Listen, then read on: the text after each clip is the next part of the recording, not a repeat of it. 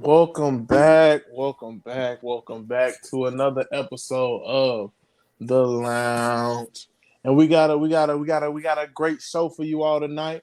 Joining us, man. Let me go ahead and introduce them. We gotta start off first with the man, the myth, the legend, our very own draft analyst, expertise, Mr. Spot Up Shooter himself. We got Game 6 Sherm in the building. How you doing? What's good, man? Let's go Celtics. Oh, I almost threw up a little bit. Oof. Coming straight from around the corner, we got my boy, Mr. Crossover guy himself. They told me he taught SGA the mid-range shot. I don't know. But we got my boy, Mr. Rico Mastercholi in the cut. What's good, fam? What's good? You already know how I go. Let's go Thunder, man. They better than the Celtics. Coming up top, man. We got our very own. He coming through. He told me back in the day how he used to hit them hook shots on them boys back in the day, man. They told me him and Hakeem was looking somewhat similar. We got my boy, Mr. Bohagan, a.k.a. Mr. Els, Mr. Smokehouse. What it do, baby? What's good, fellas? And joining us, he was supposed to be here 47 episodes ago. He done let me down. We got the real LT over here. We got my boy LT in the cut. What it do, baby? How you doing tonight, What man? it do? It's good to be here, finally, man. Well, man, kick your shoes off and lean back because we starting off with a banger. We got a TikTok. Now, I will give you all 3 misses as a team. Can you name me the 8 NBA teams that have never had an MVP winner? I will give y'all 3 misses as a collective. So wait, is this an MVP I know one. while they were on this team? No. They had to win the MVP while on the roster. Okay. The Nets. The Nets are one. What about the Raptors? The Raptors are another. What about the Clippers? The Clippers have had an MVP before. Oh, I'm bugged. That's one miss. I'm not sure. I might do some research on that one. The Grizzlies. What about The Grizzlies have not. The Hornets have not. Okay. What about the Magic? So how many The was that? Magic have Oh, not. Magic have. They have. Timberwolves? They never had an MVP. Hey, chill. How many we got? 4? Y'all got 5 right now. I'm not gonna count that Timberwolves as a guess. Yeah, they got Because KG. They had KG. Okay, yeah. I like Ticket too much. But Wait, so how many misses we had? y'all had 1 miss. The only miss y'all had was from that guess of the Clippers. That's a good guess though. Y'all need any hints? Or y'all just gonna try and raw dog it out of who y'all know? Sure. Let me think real quick. Hold on. Nah. I'll give y'all a hint though, because one of these I'm not even gonna make y'all struggle for. They have been trash. The Kings. Nigga, no, 2. You didn't Yeah, let me that finish don't my count. head. That don't You count. ain't That even don't let me count. Yes, it do, because you didn't let me finish. Hey, bro. They have just been dog water, like trash. They have probably one great year in team history, like one legitimately great year. I don't know what Damn. he's talking about. They've been especially trash recently. The Pistons? Yes, the Pistons. Oh, the Pistons The are another Pistons, who they have have never no had an MVPs now. No, the best player in franchise history is Isaiah Thomas, and we know They he had don't more know. than one good year though. Damn. Yeah. They have more than one I good think he year. said I said recently. I said recently. Yeah, recently. Oh, okay. Hey, how y'all feel about the I would've Pacers? never I think thought the of that Pacers had one. The Pacers do not have one. Have one, yup. Y'all How got many one I we would have team thought left. Reggie. One One team, team one left. miss. Oh, it's critical. Game 7. Reggie was really good, but he was really good in an era that was dominated by Hakeem, Michael Jordan. Oh, Nah, Yeah, you know how that go. we said the Raptors already. Yeah, y'all did. Yeah. So we got one more, right? Y'all got one left. One left. So Raptors, Clippers, Pacers. I can Who tell else you we who said you already? got. Y'all got Raptors, Grizzlies, Hornets, Pacers, Magic, Pistons, Nets. Y'all have one team left. Is it the East or West? It is Nah, a it's not the Western team. Mavericks, man. Dirk. Dirt. True. You said it's West team? It is a Western Conference team. All right, let's see. Utah had one, right? Karl Malone. Yep. Phoenix had one. Wait. Yeah. Steve Nash. Yeah. Yep. So it's not them two. Uh, James Harden. Okay, I'll give y'all one last. I'll You give say y'all you one said last Utah hint. It is a Western team that should. Well, nah, that'll give it away. Now what's there now? Nah. It is a Western team who probably should have had one, but they didn't. They have a point guard that played for them. The Blazers. New Orleans. It is New Hold on. Orleans. I The should have counted that Hey, Blazers. hey, Chris Because Paul. Chris Blazers had Paul, Bill point Walton. guard. Yeah. The Blazers had Bill Walton. Hey, Chris Paul was Act like he hooping, hit bro. that one in. Act like he hit that one. We good. Well, Damn, boy, y'all got some good questions. I need to start studying for real. You ain't lying.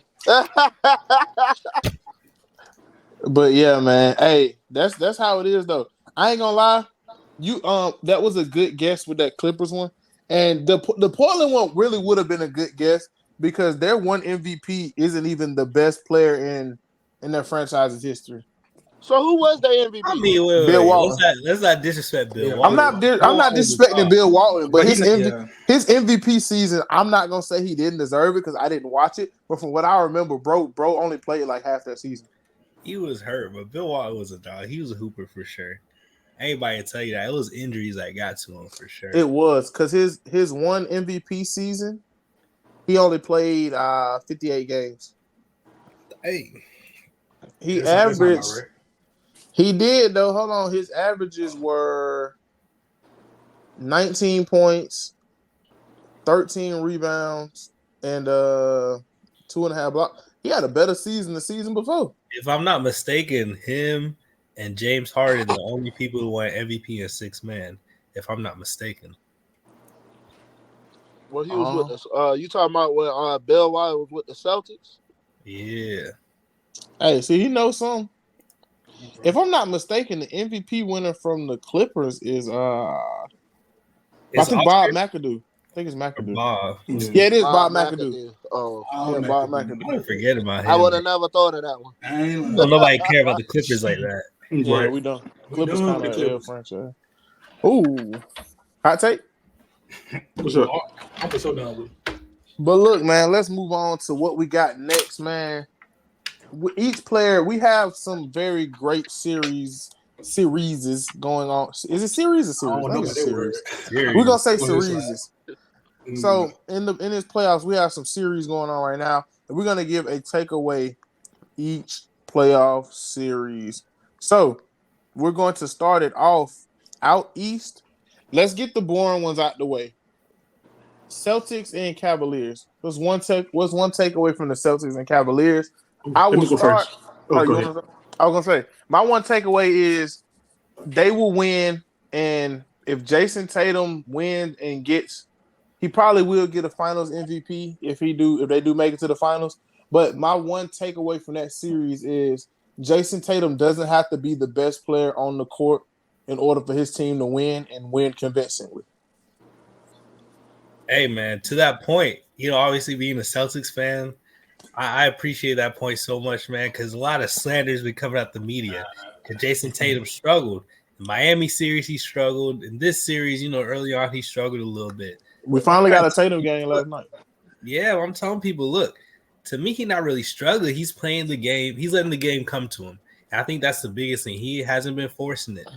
But to that point, if Porzingis is healthy and he's playing, Tatum could just do whatever. But with Porzingis being out right now, we need Tatum to step up. I think that's what we saw in Game 2. He wasn't stepping up, but Games 3 and 4, he stepped up. So without Porzingis there, because Porzingis is really the key. He's the most important player for us. As I call him, Pingus. And that was actually my takeaway. I was actually going to say that I feel like the Celtics are very, very beatable without Porzingis on the court. I understand that, but they're still the healthiest team left in the playoffs. Oh yeah, most definitely. Everybody falling apart. Yeah, they're the healthiest team left. And outside of the Thunder, they're the healthiest team left. Yeah. The Thunder young though, so they should be able to run. Yeah, you know they're really falling apart. So is your hot take, Els, was about Kristaps? Yeah. My boy Pingus. If I feel like that if he don't come back, is he coming back? Did they put out? Yes, they say he'll be back for the conference finals. He should, man. He should. But how healthy is he going? But how healthy is he really going to be though? Because was it a sprain, strain? something Yeah, it strange. was calf strain. Look, this Yeah, is what those I can told always you. turn to But something they else. can take care of business without him against either the Yeah. Clippers, either the That's Knicks or the Pacers. The Pacers that's what I've don't been have the telling I you. don't think manpower. so, bro. Hey, I do. The I Knicks would, are I too would hope. undermanned. I would not want to play the Oh no, the Knicks are I wouldn't down. want to play the Knicks or the They bro. nah, bro. I wouldn't want to play the Pacers or the Knicks without Porzingis, bro. I think The Knicks you beat can up though. handle. Yeah, the Knicks are beat down. Brunson hurt. And OG Anunoby, Anunoby. They don't know when OG's coming back because OG is a player. He doesn't play when he's hurt. I don't I And think just seen Anunoby's Bronson hurt. something beat that said down. Jay Bronson got Robinson. he'll be 30 back for in the the first conference half, finals. bro. Brunson If they make it, he'll be back for conference finals. I just seen that. Brunson got 30, but if you watch him leave game 2, I believe Brunson limped so bad walking out of that walking away from that Yeah, podium. Oh yeah. yeah. He is hurting. Yeah, throwing his body around like that. My takeaway from All this right. Cavs series is Evelyn Mobley gonna have to play like he really the second option if they really want to get past these Celtics. If they really want to tie this up, he gonna be the game. DG played I feel good like he yesterday should be though. the game changer. Darius I Garland mean, played great last night, but without it was with an asterisk though because you had no Donovan Mitchell. Right. but this series kind of showed me what I already knew about the Cavs though. They Yeah. just kind of like they very Donovan Mitchell heavy, and if Mitchell ain't scoring, the rest of the team kind of shut down. And When that's You know That's the, what I'm saying. Yeah.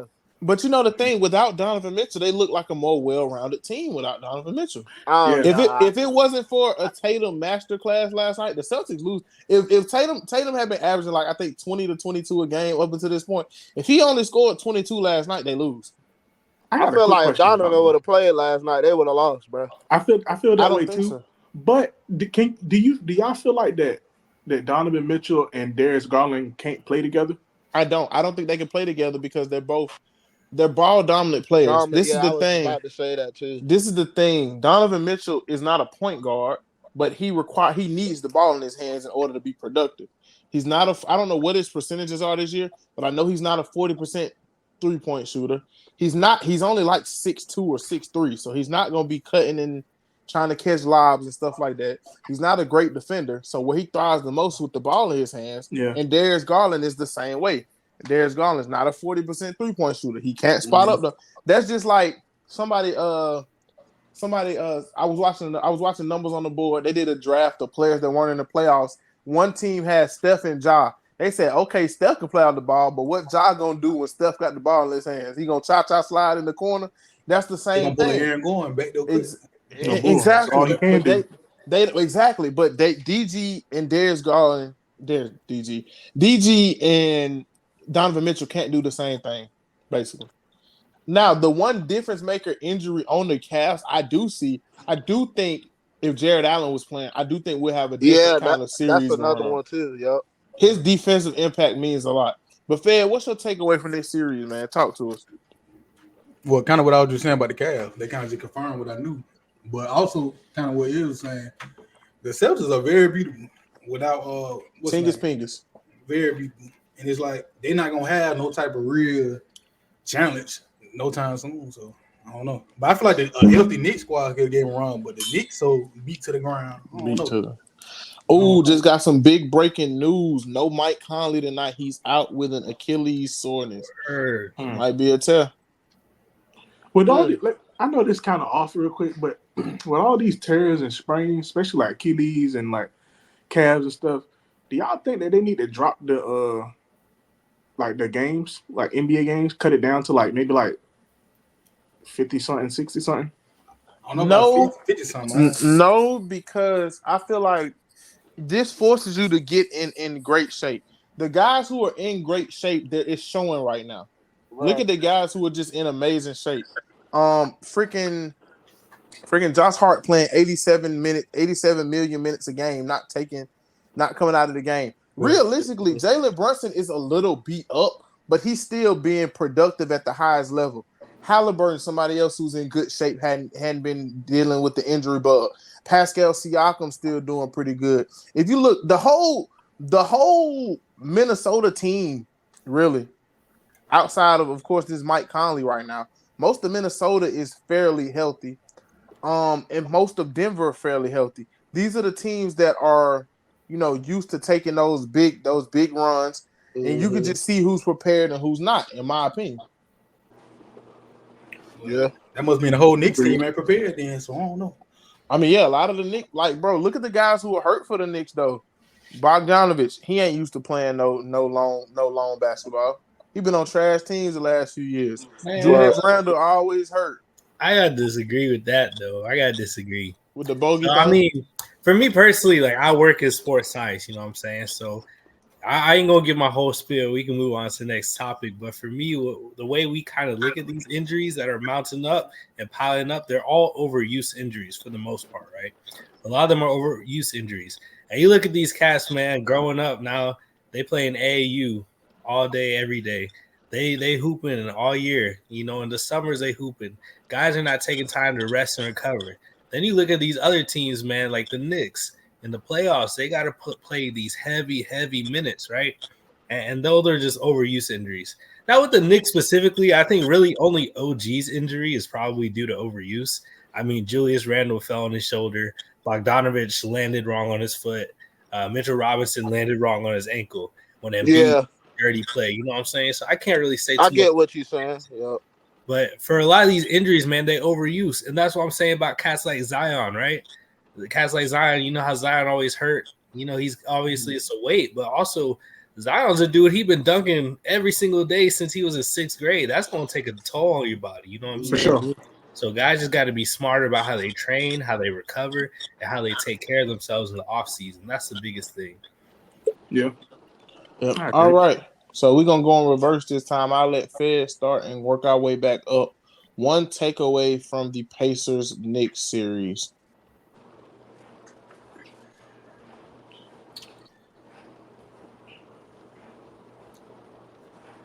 Halliburton got to get more consistent, man.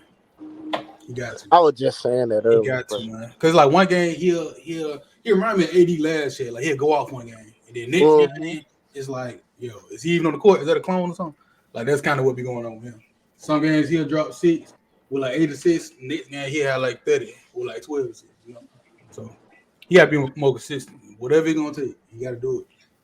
And the rest of the team, though. Let's talk about the rest of the team because Miles Turner, he been iffy. Pascal Siakam, he been real iffy since last series. So I don't know. I don't know, man. Pascal been hooping to me. He been on and off though, bro. Hey, that's been my takeaway, man. Let's talk about it. My takeaway: they need to feature Pascal Siakam a lot more than they have been, man. I mean, you traded for Pascal. That's an NBA champion, NBA All-Star, All NBA, one of the best forwards in the leagues. And I'm looking, they treat him like a role player, man. Is set the screen for Halliburton, go out to the corner, attack closeouts. That's it. And I'm looking at Pascal, man. He got so much more to his game.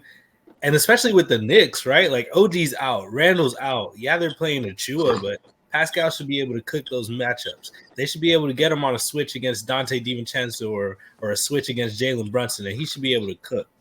But the Knicks are not featuring him.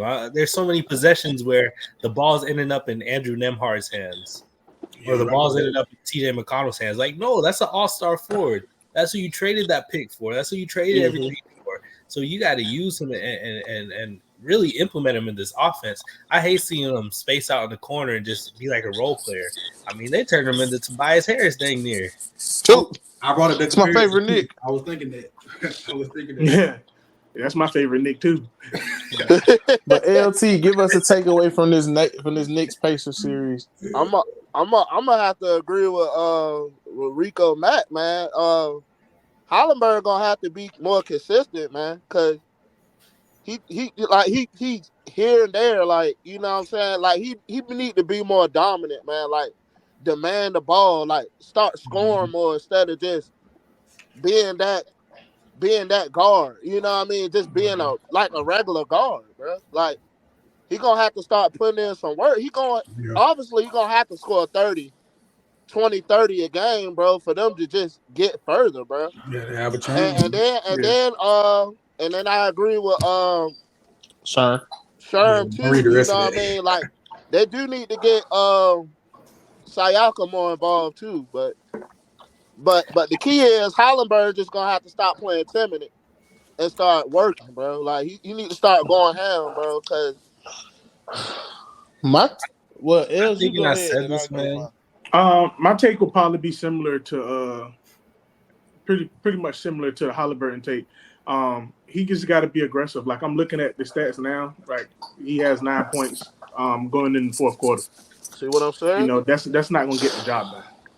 Okay. Not at And all. I my think, go bro, ahead. Go ahead. we can knock Halliburton all we want, but I think this is something that's going to have to be addressed in the offseason for Indiana. They need to bring more shooters onto the floor. I think Yeah. when we really saw Halliburton playing the best, he had spacing around him with Buddy Hield. You know, he had him after in, slashing, attacking those closeouts.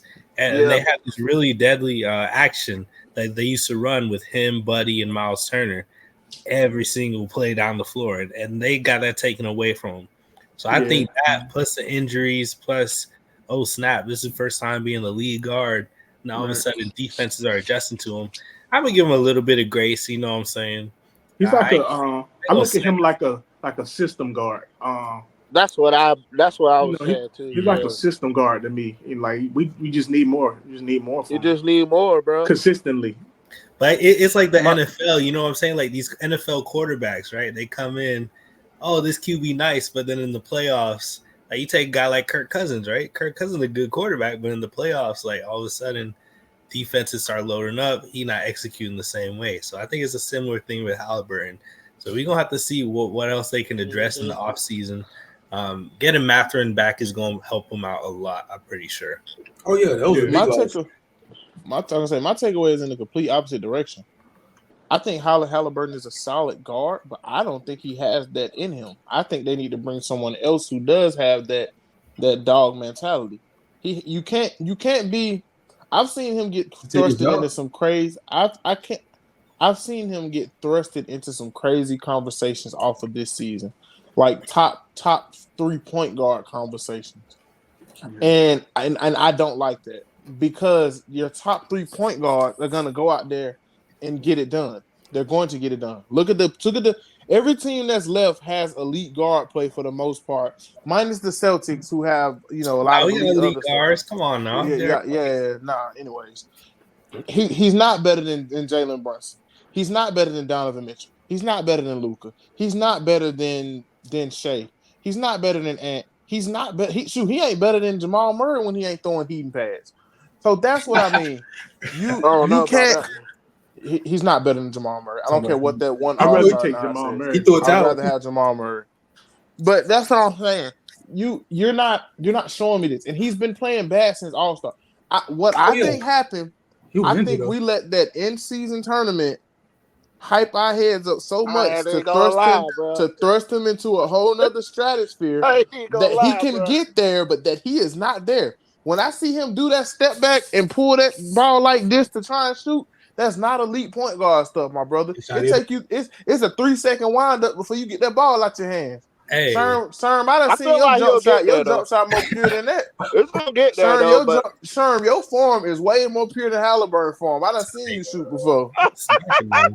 It ain't even no glazing. It's just Come you on can't. now. If you gonna be that elite scoring guard, you can't step back, do this, or you can't turn that switch on and off. But Jalen Brunson, hey, man. I you just think I think we just need to give him a little bit more grace. yeah. I was gonna say This the is his same first thing too, postseason bro. run. But I want to I'm give with him. it. I want to give him more grace. It's just the media and the perception that makes it hard for me to give him more That's all right. grace. That's all right. I think nobody expected the Pacers to be a second round team. You know what I'm saying? So the No, fact that they not at here, all. of Well, course, the Bucks until they made are that good, trade. but the fact they here, that's okay. You know what I'm saying? We I'm just gonna be got to look honest. forward to the next couple years, what they do, how they build around them. Then we can start seeing, okay, where's he at? He still has a lot of room to improve in his game. We can admit that, but we ain't got to sit up here and slander the kid. Nah. I'm not slandering him. I think he's a good player. He just need to step up, bro. I think he's an all-star caliber player. But I did have them beating the Bucks because I told y'all I think the Bucks had a worse chemistry in the NBA. No amount of Dame time can do it. I bet you seen the No, you last didn't. game when he was like, when he got in DiVincenzo face, he was like, "This nigga can't guard me." Like, bro, we want that from you more often, bro. Exactly, bro. That's all we ask. Exactly, because right now he might can't guard you, but you got 11 points and 5 assists on a negative 15 plus minus. The thing about Halliburton though is you gotta realize how the media gonna play it. They seen that contract extension he just got recently. he got paid superstar money, so that's how they gonna treat him. Big facts. They're not gonna For sure. treat him like I mean, just he a he budgeted didn't get a all-star. max. He got a max, but I'm willing to look past that because LaMelo got a max from that too. And we know LaMelo is a good player, but LaMelo is never on the court. So it's certain with certain stuff I'm willing to give a pass to because even though I think that's different.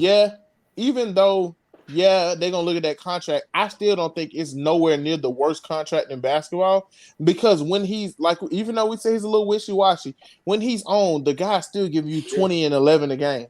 Yeah. I still think he big still got facts. the potential to be even better. He just gotta He gotta lock in on. Like I play with him is more a mentality than anything. Yeah, you just got to know when to turn it on and when to turn it, like when it's time to be a system guard and when it's time to go get that bucket. And it's okay to pace yourself, but I don't need to see 1,000 of these and not enough of these. That's what I was saying too. He too passive, bro. Right now, when the game is on the line, he too passive, bro. Like you can be passive. The thing about it, Chris Paul is known as a pass first ball hog. You can be a pass first ball hog, but you need to know when the ball hog. Yeah, that's what I'm saying. Yep. You got to read the room at all times. Exactly. Moving on. What is one thing that we learned from the Mavericks and the Thunder? We start randomly. LT, you want to get us started with this? You said will we randomly learn? Now, what have we learned from the Mavericks and the Thunder series this far? I ain't really I watched like one game on that series, so and I would say this like we were saying, Kyrie gonna have to step up too. Kyrie gonna have to give Luka some more help. He gonna have to start. Yeah, like 9 points yesterday. Yeah, he had 9 points yesterday. You know what I mean? Like he gonna have to start turning up too, bro. Like yeah, but I can put an asterisk next to it because at least when Kyrie hasn't been playing his best offensively, Kyrie has been doing something. I ain't never seen Kyrie get in the chair and play defense. He been getting a lot of yeah. He been playing D though. He been playing some defense though. I guess my one takeaway since we talking about that is it's not even Mavericks related. I think the Thunder are we should be scared because the Thunder are too far ahead of schedule. They're the next dynasty, bro. We should be scared. They are and then they have so many guys on smaller contracts, like rookie contracts and stuff, too, that they're going to make some kind of crazy run within the next year or two. That's why I hope they lose this series because I don't want the expectation to be too high next year. No, I don't think it's too late because I don't think many people got them winning this series outside of Thunder fans. Well, I mean, I get that, but I'm talking about like as far as like the team, as far as what they eat in the regular season, combined with what Shea been doing the last couple of years, like they're gonna have expectations. I don't think y'all have win the finals tomorrow expectations. I think y'all have finals eventually. Y'all are only in like year 3 of the rebuild, and y'all just exceeded expectations. Yeah. So I would rather see them overachieve than and strap the rocket to their back than for them to get these crazy expectations and then severely underachieve, and we be looking at Shea and them in a different light. That's what I don't want. Okay. Hey, what y'all think about that kid Jalen Williams, man? Dog. Next. I love him, bro. Both Jalen Williams. Oh yeah, he gonna be looking for a contract. So I think go ahead. I would say that how I feel is just watching them. I feel like that the Mavs is just one. Like I don't know how much cap space they got going into the summer, but I feel like they just one piece away. They have none, so they're gonna have to make it shake with what they got. Yeah. What's his name? PJ Washington or whatever his name is. That ain't enough. I mean, he been doing good. If it ain't enough though. Yeah. Now they need Derek Lively to play better. If Derek Lively's playing better, I think we're having a different conversation. I don't think Derek Lively's been playing bad, but if he's the one that takes that next step, this team is going to be a whole different team. He's a rookie, man. That's the thing. Exactly. Yeah. That's why I said I feel like that's the team that that's another one. You got to give them a little more space because they don't have extra cap space. But the one thing they got going for them is they have Kyrie and Luka, as well as they have a solid rotational piece in PJ Washington. Mm-hmm. They also have Derrick Jones Jr., who's still playing solid. I'm surprised. Gafford. Yeah, And they have Daniel Gafford. He been doing all right. And Derek Lively. I think Derek Lively is the ticket to this team. Do you think Kyrie? You think he'll stay there long term? Yeah, I hope he retire there because this is just a duo that I love to see watch. Yeah, They play for each yeah. other. They too This fun is guards to last. watch. Yeah, It's like a this complete should flip be from that like first this should year. be his last stop, bro. Exactly. Yeah. Sharon, what's your takeaway, brother? My takeaway, man. Listen, all credit to the Thunder, but they not as good as we think they are, man. Here we go. That's my takeaway. That's my hot take. They really need a secondary player to step up, man. And I look at the game that happened last night, right? I mean, really, Dallas should be up 3-1. The problem with Dallas last night, they stopped hitting their free throws. They went like 10 for 21 out of free throw, man. If Dallas just hits, a couple more free throws, they got a 3-1 lead right now. I'm looking at OKC, man. Right now, it's a Shea show. Nobody else is stepping up. Jalen Williams, he was nice in the regular season, but he ain't stepping up right now. Josh Giddey, he's unplayable at this point. They need to get him out of there. Yeah, DNP. Honestly, I Yeah, I promise think you, he's- DNP, you got me on that one. DNP. I think he's gonna start the next game, but yeah, he's gonna But definitely you, have limited minutes. he he'll don't start, need but to, he only man. he got like 12 minutes last game. Listen, Know what I said? they wasting time, bro. They need to start Casey Wallace because one, Casey Wallace is good on both I ends. was He's just been about to hitting say his open Casey too, threes, bro. and he's been locking down Kyrie. Okay, I mean, we talk about Kyrie had 9 points. Casey Wallace been locking He's him. been switching on Luka too. He been playing bad on Luka. Absolutely. I mean, you look at the Thunder's defensive scheme; they've actually been playing well defensively, right? They're really what they're trying to do is make Kyrie and Luka passers. They're saying everybody else is going to beat us. PJ Washington, Derrick Jones, y'all going to have to beat us, right? But again, that strategy is just not feasible when on the other side of the ball, Shea's the only one who can get it going. So I think that's what the Thunder. Listen, they're a young team, right? Same thing I was saying about Halliburton earlier. This is their first taste of the playoffs, really.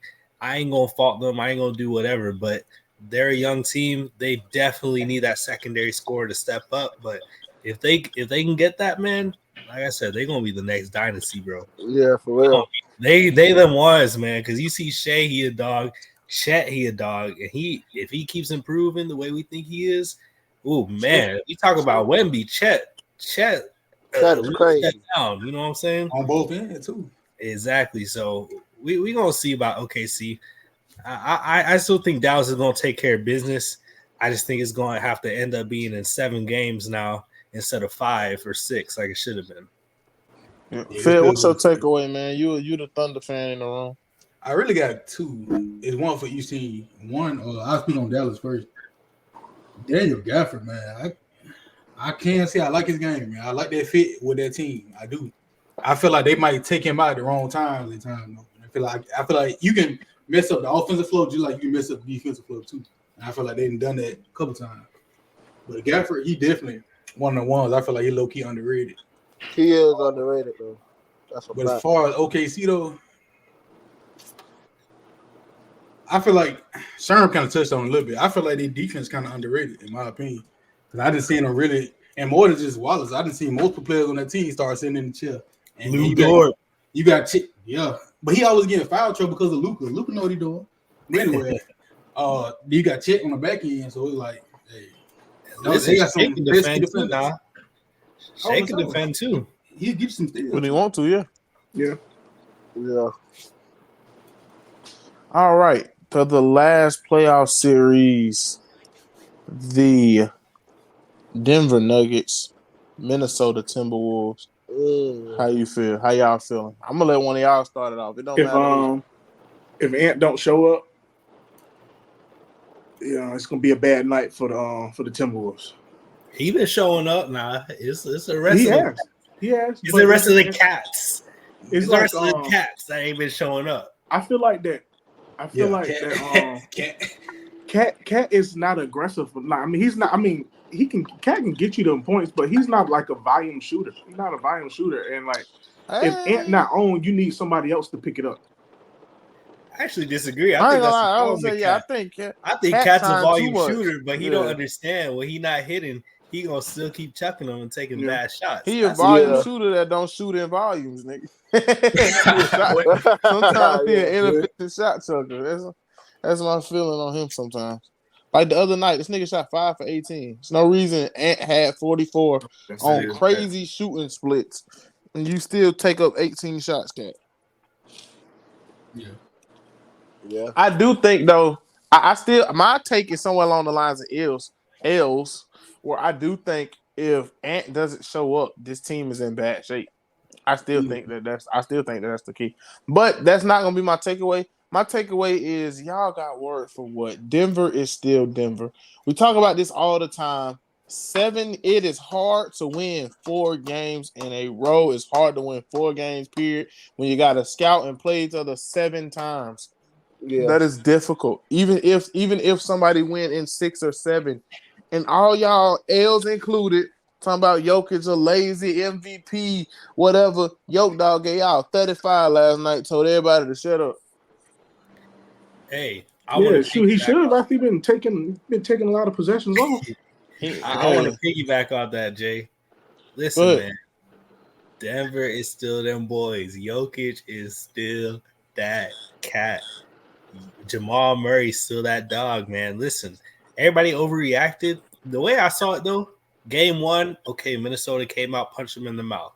Exactly. And between games 1 and 2, Minnesota started, the Nuggets started adjusting, right? They started watching more film, breaking down film.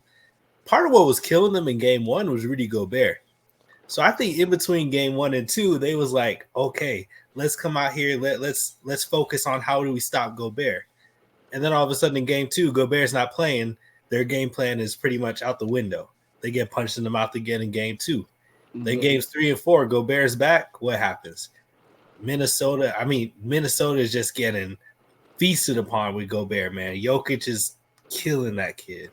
You know what I'm saying? Yeah. So I think that's been the biggest thing. I think we kind of overreacted to games 1 and 2 when they're really different stories. And that was not the Denver team that we're gonna see for the rest of the series. Now, all that being said, they're about to tip off in a couple of minutes. This game 5 going to tell us who's going to win the series. I'll tell you that right now. And I will say this before we move on. Minnesota kind of got a lucky break the other night because the game would have been worse. KCP played bad. KCP don't play that bad. KCP was still playable because he does other things well. But if KCP didn't shoot 1 for 6, we're probably having another conversation about that game. That's basketball. I know, but that's if Jamal Murray doesn't hit that 60-footer, you know what I'm saying? But you get what I'm saying, though. That's what I'm saying. KCP doesn't usually play this bad. That's what I'm saying. The margins in the playoffs are so slim, and that's why every little detail matters. So we look at a Minnesota team, right? They need to. That's the problem I had with Minnesota last year, and why they ended up losing. They're a sloppy team. They have bad habits, and those bad habits started rearing themselves again. The past 2 games, they got some bad habits. They're turning the ball over too much. All this stuff in the playoffs, the margins of error are so slim, so they got to understand that, man. I got you on that. So who didn't Fed? I know you didn't give yours. Fed, what you think? I think it's you and LT. Y'all didn't give one. Y'all kind of said mine, which was I don't know why everybody started after Minnesota won game 1. Everybody talking about, oh yeah, they going to the finals, this and that. Like, bro, give it some time. Let it develop. Like, I never thought they were finna sweep them either way. I didn't think we could sweep either way. But I still thought it was gonna be a good series for sure. But we gonna have to see, man. Because I feel like right now it's kind of up in the air. This game 5, like Sherm said, it's gonna tell us a lot. The show will tell us a lot. It's up in the air to me too. Like it determined, like Sherm and Rico said, bro. Like it's gonna determine tonight, like who gonna win this series. And I like how the Timberwolves been playing. You know what I mean? Defense phenomenal. Before game 3, you know what I mean? Like you see Jaden McDaniels, he got them long arms. Yeah. And he athletic. He got crazy defense, bro. Like, you know what I'm saying? But I feel like Ant quote is aging like fine wine right now. By the way, are you talking about him and KD? Yeah, that Ant quote is aging like fine wine. Yeah, for sure. Els, did you give yours or no? Yeah, I gave mine. Michael Porter Jr. too. He the key too tonight. Y'all know what I noticed, and I'm gonna say this, and then we can move on to our next topic. Michael Porter Jr., people think he takes bad shots, but if you're looking at it, somebody showed a angle like of his angle on court. You know he's not getting contested. Yeah, how he jump when he shoot? It just looks extremely contested from a TV angle. But if you're looking at their backs, his shot, he reminds he is KD. He's a lot of KDS because it's like PJ Tucker said all the time. You're never gonna. PJ said it. Iman Shumpert said it. You're never gonna stop KD from getting his shot off. But one major difference between them, I know for a fact, at least with their shots, MPJ shot a little quicker than KD's too. Hey, that's what I'm about to say, bro. Because KD, he do a little bring back, then go. But MPJ, he just shoot that thing. He just pulled that thing, bro. And he jump high in the I love Michael Porter Jr., bro. Yeah. He wasn't supposed to be in Denver, bro. If we being real. He had that back injury. But we don't get into that back injury. We don't get into all that now, man. He would be like a top 3 pick, man. He should have. Him and Shea. The Clippers had 2 picks in that draft class. Him what and Shea year was that? in there. Like 2017. Okay. Not 2018. It's 2018? Okay. Yeah. All right. Moving on. That draft was low-key decent. And I go back and look at it. Isn't that the Zion draft? Nah, that's Trae Young. That was 19. Shea. That's a Luka draft. Zion and Ja. Trae Young draft. Okay. Okay. Ayton, Marvin Bagley, all of them. Jalen Brunson. Hey, Jalen Brunson in the second round. That draft class was stacked. I know they kicked Jaren Jackson. Marvin Bagley. Holy crap! Listen to this 3-pick spread. Luka Doncic, Jaren Jackson, Trae Young went back to back to back. That is crazy. Okay, wait, talk about those first 2 again. The first 2 picks. We're skipping the first 2. No. But pick 3, 4, and 5 was Luka, Jaren Jackson, Trae Young. Luka, MVP caliber player who's gonna get one before he retires. Jaren Jackson, solid defensive player, DPOY. Trae Young, an amazing talent, been one of the best PGs in the league ever seen. I'm willing to give you that. It's close. It's very close. If you look up what a point guard is and does, it kind of fits. I get the max in a couple years. But I feel like that's kind of dragging. I don't think it's ever going to be a point where Max is quote unquote the best PG because he's not a PG. Yeah, he's a shooting guard. He's a shooting guard. I will agree to that. He's definitely. He needs that ball in his hands though. He does, but it's a lot of point guards who set good shooting guards up. Yeah. Kobe played next to Derek Fisher for a long time. Man, you look at it's Trae and Brunson right now. It's nobody else. Trae and who? Trae who? Brunson. Oh, I thought you said Russell. I was like, what? Well, who is y'all playoff MVP up until this point? It doesn't have to be from just this round. Be from the entire playoffs. Who is you guys' playoff VP? Who want to go first? I'm gonna go Ant. Ant's your playoff MVP? Yeah. I gotta bro. I'm going Brunson, man. Yeah, I gotta say Brunson, man. I think Ant and Brunson 1-2 right now. Brunson, he had 4 straight 40-point games. You can't take that. And his will to just take over the last series, it was just crazy, bro. Like his will to win, bro. Like it was just. I just don't like watching that shit, bro. I just can't watch that shit. That's bad ball, bro. Hey, Brunson is crazy, man. I ain't even gonna lie to you, bro. Hey, I will say too. Listen, Donovan Mitchell, he's been killing. I just think the rest of his team is kind of. I was just going to say that Donovan Mitchell. They got lifted the plane or something. Donovan has been my playoff MVP. He's literally had to wheel these guys every game. Yeah, I think he played his last game in Cleveland. I do. Yeah, I think unless they win a championship this year, it's over with. No matter how far they don't need a LeBron comeback, boy. They ain't winning no championship now. Yeah, that's what I'm saying. That's the only way he even considers staying. He doesn't want to be there. He didn't want to be in Utah. He want to be there, and yet y'all trade him to another small market. He still got 1 year in the contract, so I think they're gonna trade him. I think it's no way. Yeah, I think it's no way that they let him walk for nothing. If they do it, well, that'd be Cleveland to his finals. But where would he go if they trade him though? It's quite a few places. So what about if they trade him for LeBron James? I don't think they trade him for LeBron. I don't think LeBron leaving. That would be an interesting one. I can see, I can kind of see that though. I don't see Bron opposed to leaving. I just think it had to be the right. He had to be the right everything. You know, Because Yeah, I don't know think it- LeBron and doesn't depending on have Bronny too. LeBron doesn't have a no trade clause or whatever, but he definitely is going. He Well, definitely, if they are thinking of trading him, he's definitely gonna have some say in it. he But don't he have Oh, a to. yeah, free, But fact. he a he free might as well agent. say he He got gonna it. be signing trade. It has to be a signing trade. Yeah, Brown the free agent. You see when they tried to the Warriors tried to get him, they didn't even just Hey. trade him. They went straight to Bron. They said, "Do you want to be traded?" And then he told them, "Hell no." So Hey, man. he basically got one. How did they not get in trouble for tampering?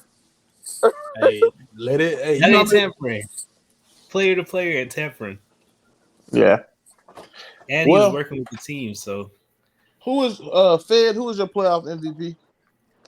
And you were the last one. Mine was Donovan Mitchell. you know the Thunder fan in me wanted to say SGA, but I got to be real, man. It's really for me. It's really between Donovan Mitchell and Brunson, though. Because if I feel like you take both of them away from their team, there's no way they make it that first round. No way. Let alone second round. All right. So who is you guys' most valuable role player? Your MVR. Josh Hart, Josh Hart.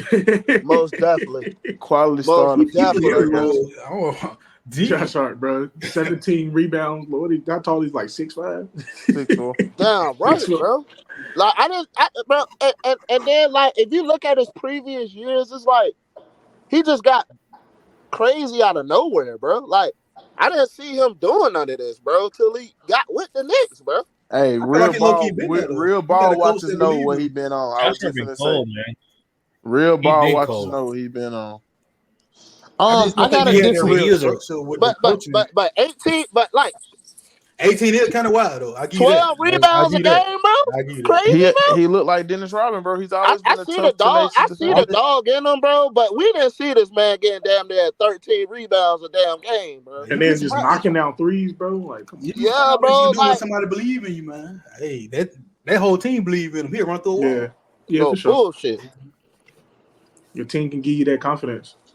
My Okay. MVP comes down to PJ Washington or Derek White. That's a Those are good my one. two. That's a Derek good White, one. Outside White of is a good one, bro. outside of the game last sure. night, Derek White has been completely solid. Yeah, he's Solid. solid. Hey, For sure. first of all, Derek White ain't no role player. He a borderline. I all-star. knew he was gonna say Yeah, something, man, I man. was about to I say knew that it was shit too, coming. though. Like Man. he be Hey, saving them. but He be second of all- saving them niggas though, for real, for real. second of all, I give you that. I give you that. He do be saving sometimes. He be saving them niggas, bro. Like I ain't gonna lie. like say for instance, bro, like okay, like all right, you know, I'm a Philly fan, so say if Embiid and Maxey ain't on, we can't go to the next motherfucker to drop 20 points, bro, in three straight games in the series, bro. Yeah.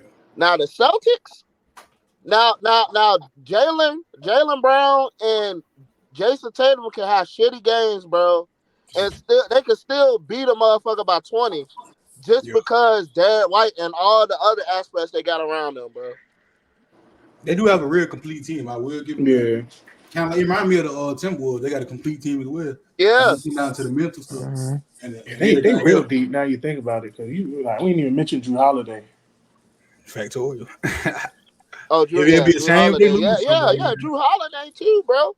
But Drew Holiday, like, really there for like the defense and just stop people, bro. For real. Oh yeah, Derek White can lock up too, though. I ain't gonna lie. Oh yeah. Most definitely. Sure. So they got defense on that squad. Yeah. Oh, most definitely. Fed, did you give your MVP? Only for role player, right? Yeah, MVR. I probably go PJ Washington too. He been leading them. See how many bad games they saw in there? He been right there leading the pack. But if I got to give an honorable mention besides Josh Hart, I ain't gonna lie. DiVincenzo been hooping. No, I wasn't finna go to him, but he had Oh, my bad. TJ McConnell though, he been sneaky. He been playing defense on Brunson, but they always take him out. He been. I don't know why they don't let him finish the game. That's what I'm saying. He played better defense than he can't shoot. The Halliburton. He can't shoot. That's why. That little he mid ain't no range shooter automatic like though. That media automatic, but that three kind of spotty. I ain't gonna lie. But he remind me of like a true point guard. You know what I'm saying? But he Yeah, with that's a defense too, fact, though. though. So I had to. He my honorable mention. All right, man. I'm glad we had some, you know what I'm saying? I'm glad we had some little talks about this. But we have to pass it over to our draft expert, Let's go Mr. Rockets. Cern. Let's go. First of all, can we give a moment of silence for the Detroit Pistons? Being trashed for so long Man, and yet stop still that, nah. can't get the first pick. Stop that. They done got the first pick where they got Cade Cunningham, man. Come on now. Bro, 2 straight they years. should have had by this point in their franchise, they should at least have like 8 of them. But they Hey, no bull, bro. boy. How do I say Hey, goodbye? I no know they bull. hurt losing all them games, but they're like, we gotta get it this year. Right. All right, but man, we're gonna pass it over to my boy Sherm That's so he crazy. can break down his lottery mock draft. Yes, sir, man. Listen, we had the lottery on Sunday night or Sunday afternoon, rather. It took me by surprise because normally they have it during the conference finals, but this year they moved it up in the schedule. So we were in the middle of the second round. We had it Sunday. And listen, shout out to the Hawks. They robbed They somebody. moved up That from sounds the 10th depressing. pick to number 1. Right. Listen, but there was a couple key storylines. You know, this draft class is considered weaker. So, but we saw the Hawks jump up. We saw some other teams who traded some picks in the past come back to bite them, right? We saw Brooklyn. Their pick ends up going to number 3. They go from 9 to 3, but guess what? They traded that. It was part of the James Harden trade. Now all of a sudden, Yep. Houston has the 3rd overall pick. Another team that we kind of look at, right? The Raptors. They traded the Spurs a top 6 protected pick for Jakob Poeltl. And their pick goes from 6 all the way to 8. Now the Raptors are without a first round pick. So a couple trades came into the mix, you know, and we'll see how that kind of impacts teams, you know. Sometimes when you're a young team, Go ahead. I'm sometimes when sorry. you're a young team, you know, you need to capitalize on those picks, those players, add that talent. Yeah, Another I team did to look not at is realize Golden that the State. Spurs had 2 picks in the top 10. Oh yeah, Yes, yeah. sir. Oh yeah. Oh, they can get nice. Yeah. And you gotta realize they got a lot of cap space too. So yeah. Yes, sir. Wasn't it another team that got like 2 picks, like in the top 15 or something? It was Portland. Portland. They got 7 Okay. and 14. Yeah, there we go. But like I said, as we kind of look at this draft class, it's considered a weaker class. I mean, really, I think this class has a lot of good quality starters and role players, but there's not really that star prospect, you know, compared to other years. Man, So that's Bronny in why there. me, you know, being a Trae Young fan, I was You kind of said happy Bronny. at first to see they got the number 1 pick, but then I was like, dang, there's no Wemby in this year. There's no Paolo. That's There's hard no to follow. Zion. You got an You know? Alexandra Star though. Hey, Alex He's a Starr, dog. He looked pretty good, bro. He a dog. So look, man, I'm gonna just go through my little mock draft that I put together. I've been scouting, breaking down films, watching a lot of college ball, Talk to me, watching a lot Scout of Sherm. international prospects too. So we're just gonna go through it. I'm gonna talk about a couple picks. Mm-hmm. You guys can chime in too. You know what I'm saying? Let me know how y'all feel, what y'all think, what direction y'all think the organization gonna go in. You feel me? Look it. So we start off number 1 pick. Absolutely, you already mentioned the name. Atlanta Hawks. I got them taking Alexander Sarr. You know, he's playing in France right now, originally from Australia. Listen, man, this dude's 7'1", got a 7'4" wingspan. He's very, very fluid athlete, good mover laterally, which I think is the biggest thing that impressed me about his film. You see a lot of these taller guys, right, like 7-footers. Even if they can move, they don't really have that lateral quickness. You know what I'm At saying? all. But Yeah. this guy, he can move his feet. He moves laterally pretty well, kind of like a wing, you know. So I compared him a little bit to like Bam Adebayo. That's kind of what I see. He has a better jump shot, but I think the best case scenario for him would be like a Bam Adebayo type player because he has some flashes of ball handling. You know, he's a very good passer. But there's still some couple things he needs to work out. Defensively, he's a good player as well. He comes off the weak side, gets a lot of blocks, steals, all that stuff. So I think you put him next to Trae Young, and we'll see what the Hawks end up doing. Maybe they trade Trae. Maybe I think they should really trade DeJounte and trade DeAndre Hunter too. But you pair this big next to Trae Young, we'll see what happens, man. I think he's going to be a good fit in Atlanta. What do you do with Capella? I get Capella out of there. He's washed, I knew man. that was coming. Yeah, for sure. Hey man, Listen, Clint listen. Capella, I feel like he love can't produce, Capella. but Clint Capella owes James Harden and Trae Young a lot. They kept his career around strictly for rebounding and catching lobs. Listen, Lives, yeah. listen. I love Clint Capella, but watching Hawks games, man, he's just old. He don't move the same. He's a Right. backup big, and they already got a Kongu. Now they're about to draft another center. I think Capella's worth like what 20 million on his contract. I think they just need to package him, send him somewhere else, right? Maybe he's part of that salary filler in a Brandon Ingram type trade. You know what I mean? Something like that. He's only No 29 though. disrespect to the kid. I just think it's time to move on from him. That's Yeah. just me personally. Now, number 2, Washington Wizards. Shout out to Washington, man. Shout out to them. let's go DC. They have a lot of holes, man. I think they pretty much need everything. Their whole team is a whole, man. They need everything. It's like, But Except Jordan here- Poole. I like him. You're bug. But here I have them taking Donovan Clingan, the big man out of UConn. yeah. You know, shout out back-to-back national champions. First year he was a backup, second year as a starter. Listen, man, this dude is an elite rim protector. Like, he shuts that thing down. Nobody can score on him. And especially playing in the UConn system, right? He was kind of operating as an offensive hub, right? He has a pretty good IQ. He can see the basketball floor pretty well on the offensive side. Yeah. He's shown some flashes of a jump shot. In high school, he used to shoot a lot. In college, that wasn't really his role. So we'll see if that can kind of develop. I kind of compared him a little bit to like a Brook Lopez type player. Like I said, Brook Lopez, right? He's a good player, but As long as he didn't say Robin, we good. not somebody we want to take at the second overall pick. But that just kind of shows you how weak this draft class kind of is, right? So do you Mhm. think Cleveland got that 3 ball though? He got We'll the 3 see. ball? We'll see, man. I mean, in the combine, he's been shooting it at a decent percentage. Like I Really? said, in high school, he shot a lot of threes in high school. Really? He didn't really shoot a whole lot in college. Every time I watch him, he ain't shooting the ball though. That's All crazy. right. We'll see what happens. I mean, and that's something that you develop. He's still a young player. He's Yeah. 20 years old. That's something that you develop, right? I compared to Brook Lopez. Brook Lopez wasn't shooting threes for the first Oh, he 8 was years not. of his He career. was not at all. Then all of a Thanks to the sudden, best. he goes to the Lakers and he's shooting, 35%, 36% from three. And Yeah, he's that's knocking crazy. them down. So we'll see what happens. I feel like he's one of the Let's most all-around bigs in the draft this year, though. Yeah, I feel like my I only love problem his with him is though he gets in foul trouble way too much. I don't know what it is. Yeah. He gets in a lot of foul trouble. That's my only thing. But let's let Cern keep flowing though. Y'all running kind of short on time. Oh, my fault.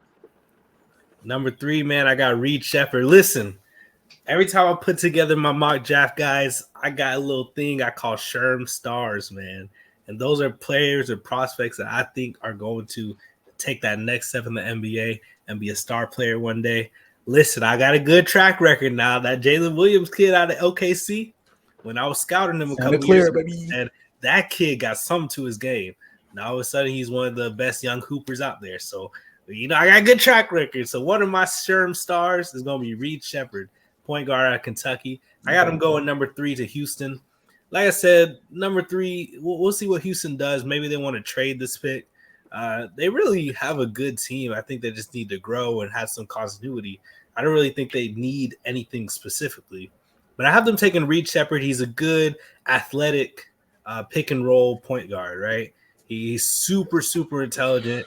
He's a good weak side defender, all that stuff. I compared him, coincidentally to Fred VanVleet, who's already the point guard of Houston. So I think they might draft Reed Shepherd, have him sit, a couple years behind Fred VanVleet, and then eventually they're going to turn over the keys to him to be their starting point guard of the future. I can also see him being, kind of an Austin Reeves player because he can play combo guard. He played a lot with Rob Dillingham at Kentucky. He played the two a lot there. So he can play with other guards, but I really, really love Reed Shepherd's game. I think he's one of, if not the best player in this draft class. So remember that name for sure. All right, let's keep it moving. 4, we got to the Spurs. I got Zachary Richichet, a Frenchman. I got them going back to back. They love them Frenchmen. Boris Diaw, Tony Parker, Wemby, and I got them taking Richichet. This kid is a sniper, man. I mean, he's 6'10", kind of what we were saying earlier about Michael Porter Jr., right? He can shoot over everybody. This kid he's one of the best shooters in the draft. I think he's also a tremendous defender. The only reason I think that he's not considered the number one prospect is because he has no handle whatsoever, and I think that's going to limit him so much. But if he could develop his handle, I could see him being kind of a Jason Tatum type player. So we're going to remember that name too, Zachary Richeche. Yeah. 5 Detroit basketball. Yeah. I'm taking Cody Williams out of Colorado. Detroit, another team. I think they pretty much need He's everything. solid. I could see them honestly taking another point guard, right? I think he would do well with another guard next to him. The Jaden Ivey, Killian Hayes experiments were not fantastic at all. But I have them taking Cody Williams, kind of a wing player, athletic 3-and-D play finisher. Only problem with him, he's young, he's very raw. I think there's a lot of things to his game that he needs to develop, but he has a high ceiling, that's for sure. So we'll see. He kind of had an up and down season in the Pac-12 with Colorado, so he's kind of one of those iffy 50-50 prospects. So we'll see about him. 6, Charlotte. I got another UConn player, Stephon Castle. Listen, he's one of the best defenders, in this class, from a wing perspective. He's 6'6", strong, physical. He can drive. He can dribble, pass. Only downside for him is going to be that outside shot. He's been shooting it pretty well at the combine, but that's going to have to develop. I compared him similarly to kind of a Marcus Smart type player, a little bit taller. I also see him being like Terrence Mann type out of the Clippers. It's really athletic. I think Charlotte will be very, very high on him because I could see his game matching up very well with LaMelo and Brandon Miller, the way he kind of plays. 7, I got Portland taking Ron Holland. This guy, I mean, he's okay to me. He's very athletic wing, but he doesn't really do much else. I compared him a lot to kind of Andrew Wiggins, maybe even Isaac Okoro off Cleveland, right? Number 8, we back to the Spurs. I got them taking Rob Dillingham out of Kentucky. So one of the things they desperately needed is going to be that point guard. So I think they're going to take the best available, and I think that's Rob Dillingham here. He's an elite player, man. I mean, he's just a dog. He can score from all 3 levels. He can drive, finish at the basket. He can score at floater range. He can shoot that mid range, and he can shoot threes. I mean, he's just a phenomenal. That's my favorite player in the draft.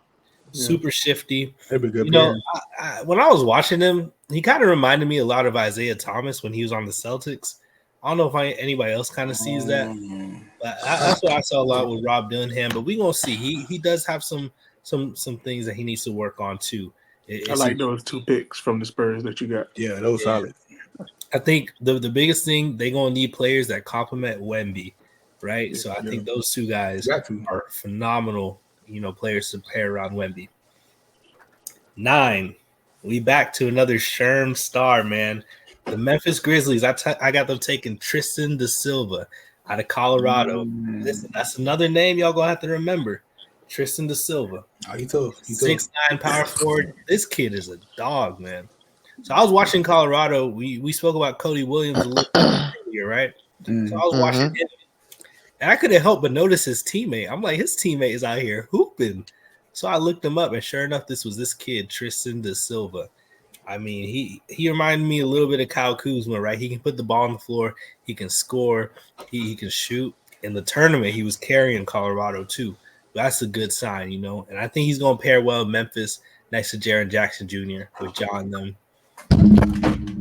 10, I got the Utah Jazz taking Isaiah Collier out of USC. Isaiah Collier, he's one of those players, man, that I'm just very confused about right now because I could see so many different ways his career could go. I think a lot of it's going to depend on what team he goes to. I think Utah, they definitely need to go in this offseason prioritizing getting in a point guard. And so I like Isaiah Collier, but there's some things I'm very concerned about that I think he needs to go to the right situation. Kind of a good playmaking point guard on both sides of the ball. Nice long wingspan. Eric Bledsoe type, solid player, solid point guard. Maybe transcend into something more. 11, Chicago Bulls. We have them taking Matas Bucelis out of the G League Ignite. This is another player. Well, first of all, he's from Chicago, so that's a good. He's going back to his hometown, you know. But another player, he was kind of at the top of the draft class coming out, but he kind of struggled a little bit in the G League Ignite. A lot of scouts and analysts were kind of down on him, but I still think he has a lot of talent. Right? He's a very good athlete. He's a very good shooter. It's going to be about can he work out the other parts of his game.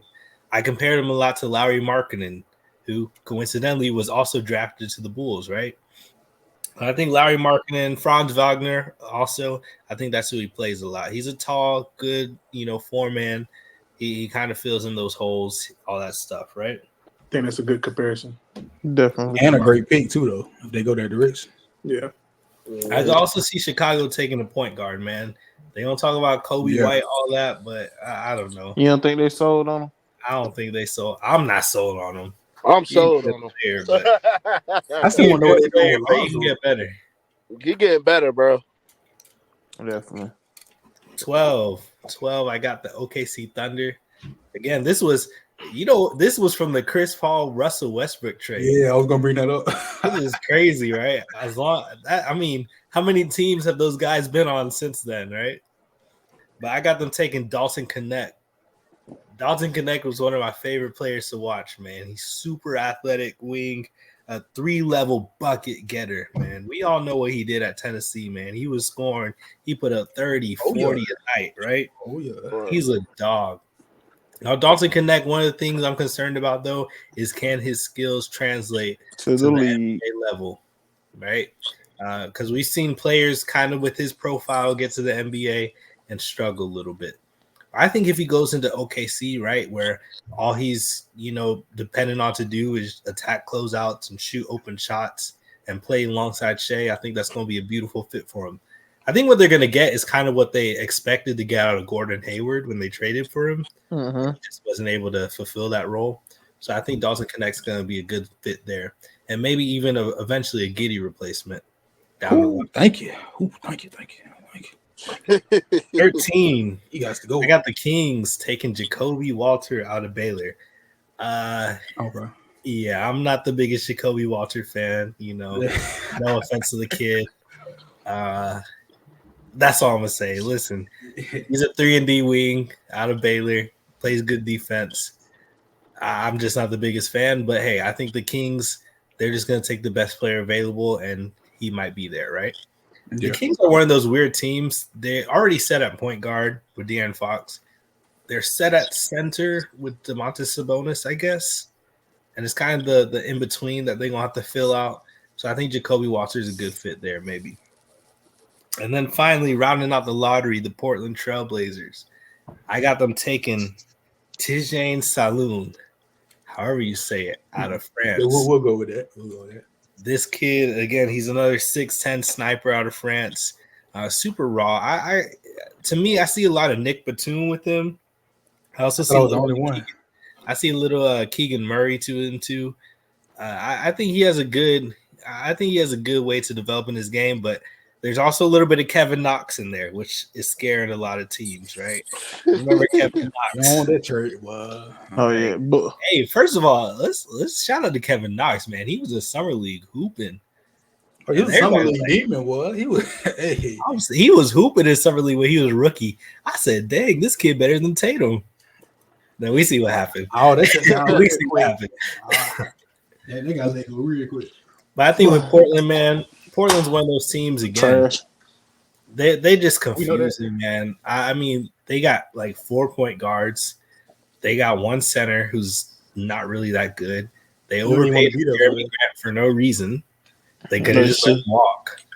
So I think they just need to just draft the best players available, simplify it. Don't think too hard, right? When it comes to this draft, if the best player happens to be a point guard, that's fine, right? I mean, we're not sold on Scoot yet. I think they need to trade Anthony Simons. I think they need to trade Jeremy Grant. And honestly, Shaedon Sharpe, I want them to build around him. He's just injured all the time. That's been the biggest problem. I love Shaedon Sharpe. This boy got a finger raised like he trying to say something. When church, No. I'll let you get your John off, bro. But one person you forgot, bro, and what about Jared McCain, man? What you think about him, man? I like Jared McCain. I think he's gonna fall a little bit outside the lottery. So right now we're just doing lottery picks, top 14. Okay. I actually had Jared McCain going 15 to the Heat. So I really like Jared McCain. He's one of my favorite players. He's one of my favorite too. I just don't think teams are going to have him stacked up with the rest of the point guards in this class, right? Maybe I could see him jumping over Collier. But I think when we think about the point guards, right? Reed Shepherd, Rob Dillingham, I think he's probably third on that list, third or fourth. Definitely third. There's also another player, another point guard I mentioned, Nikola Topic. A lot of people have him going in the top 5. I'm not really that sold on him. He's pretty much a ball-dominant guard who can't shoot. And in the NBA, that's not valuable, right? So I think as we get into the combine, as we get into the combine, we get into kind of the rest of the evaluation process. Maybe teams are going to cool off on him. But right now, a lot of people have him going in the top 5. Me personally, I just don't think he's worth that pick right now. Shout out. I feel like it's a good pick up in the air right now. I ain't gonna lie. Bronny, I feel like Bronny should go undrafted, and I feel like the Lakers are giving him, bro. Bronny getting so gassed, bro. Shout out to Bronny. I think he's going back. I think he's going back to college. Hey, he just wanted to go. He's going. You think so, He's going somewhere, and Brian going with him. That shit he was doing today look good, bro. He looked good. Today, I'm not trying to be funny. Every NBA player can shoot wide open. Yeah, and I was listening to I've seen Dwight Howard 19 out of 25. I've seen Dwight Howard hit 6 straight corner threes. Yes. I was watching the Gilbert Arenas talk about how he was like, all these people look good at combines because you just got the cones guarding you. Exactly. He's not lying. That's what I was gonna say, man. When you think about the combine, it's all about. First of all, it's about athleticism, but it's also about preparation. Right. I think about Bronny James, right? Your father's LeBron James. You've been training with him in the lab all these years. Right. Like, of course, he's gonna look good at the combine. Yeah. Same thing with the NFL too, though. Scrimmages, how he's performing. You know, if he's killing the scrimmages against other players, other prospects, that's a different story. But in the combine, like he has a good vert. Okay, like he's athletic. You know, he can shoot. Okay, first of all, his shot was slow. Like we ain't gonna talk about that though. His release was kind of slow on them shots. He took 2 to 3 business stages to get a shot off. But yeah, we can move on because I actually like Bronny, but I love Bronny. I do. I think he's going. I think he goes back to college though.